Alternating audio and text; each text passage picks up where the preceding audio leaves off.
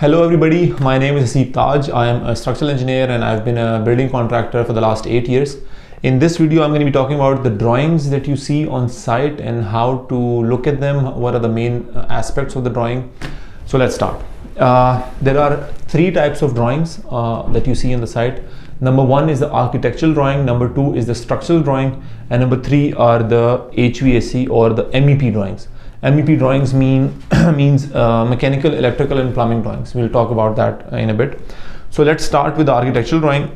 Whenever you see a drawing on site, the main thing that you need to look for is the title of the drawing and title of the specific pages. For example, this is my project here in Bahria Town Phase 8. So this is the name of the project, Elements Residencia. The location is written, the name of the architectural consultancy is written. Sometimes they have a 3D view of the building as well. Then the architectural drawing is basically the practical part of the drawing. We have the schedule of area, we have the number of apartments that you see, the area of the apartment, the number of parkings, and the number of the area for the circulation and all that. And then comes the overall layout.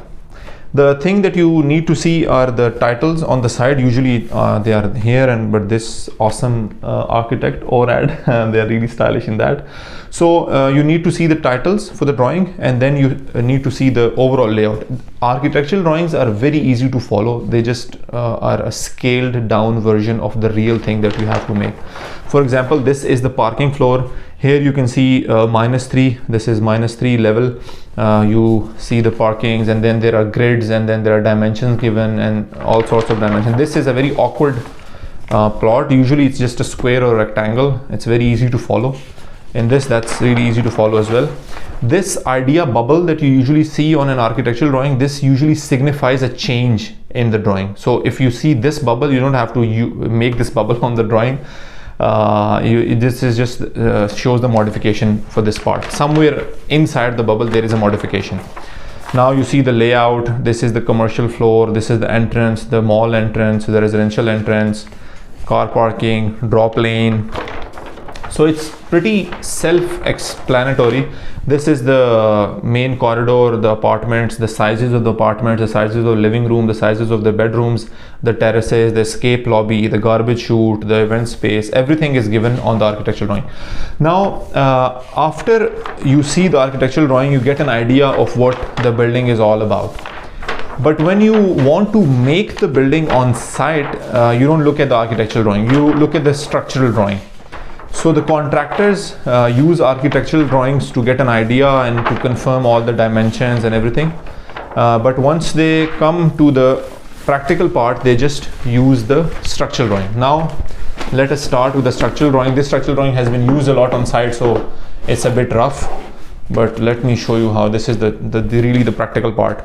So you saw the building.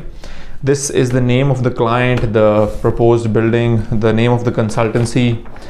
These are the table of contents. Now this is the most used part, the most used drawing on site. The most important thing on a structural drawing are the general notes.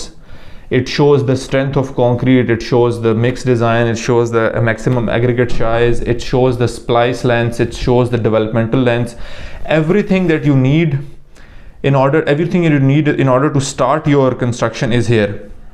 These are the developmental lengths, the chamfer, the standard detailing, the splice lengths, everything is given here.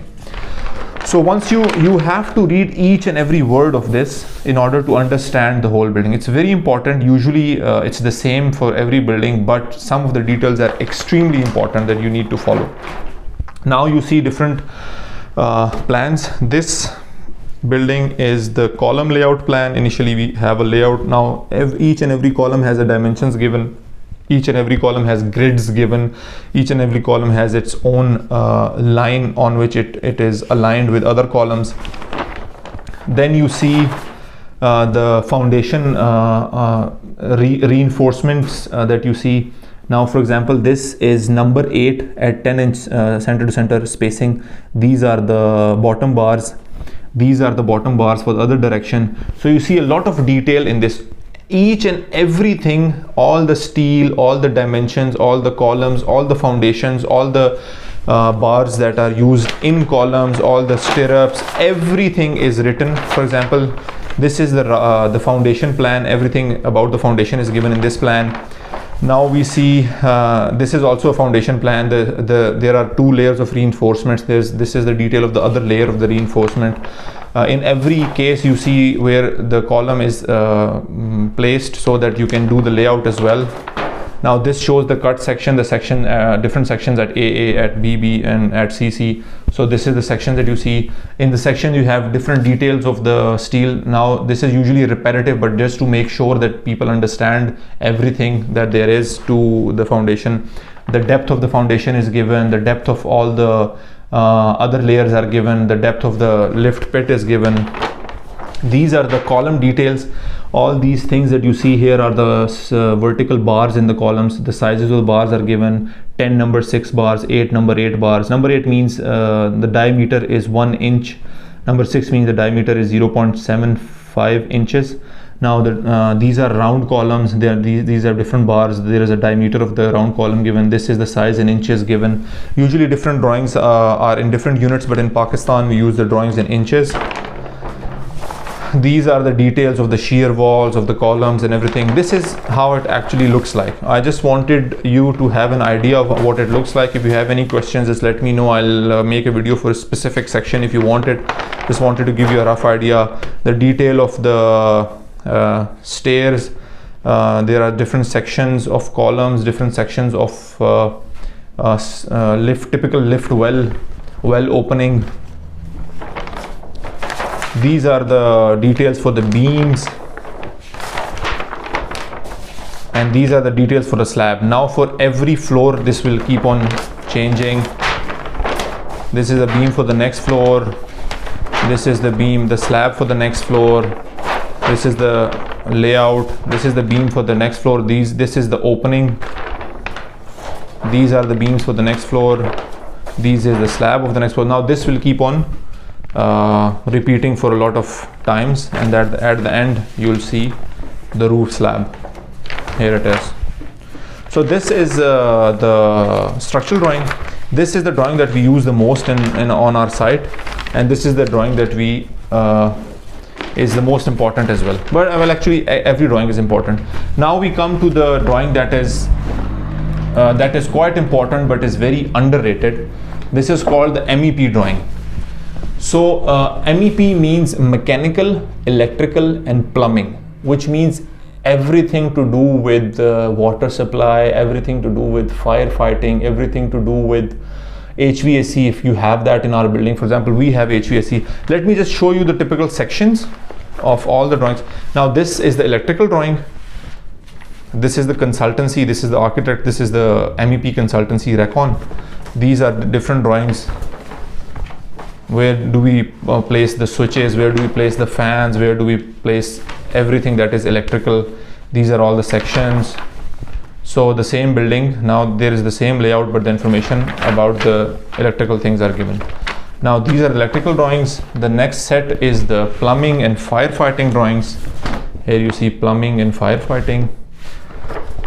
The same layout, different things on the drawing. These are the plumbing pipes going, the details of the pipes that you can see. This is the 6 inches water pipe. Pipes are hanging with mezzanine floor. A lot of detail is given. It's very easy for the plumbing guy to actually do this. Usually in the residential buildings we don't have this drawing. We should have this drawing. In Pakistan usually people think that plumbing is something very easy. It's not really easy, and then they say, "वो जी pipe leak हो गया, same आ गई, अब हम क्या करें?" It's very important to have an MEP drawing of your residential building as well. So this is how it looks like, firefighting and plumbing. Now usually big buildings don't, some of the big buildings in Bahria town, Pakistan don't have an HVAC plan, but we have an HVAC here as well. So this is typically an HVAC drawing. This also shows different sections. Yeah, one more thing. Usually there is a legend. It's just an explanation of what the symbols actually mean. For example, this is the VRF condensing unit. This is the main split condensing unit. So this legend is very important to read.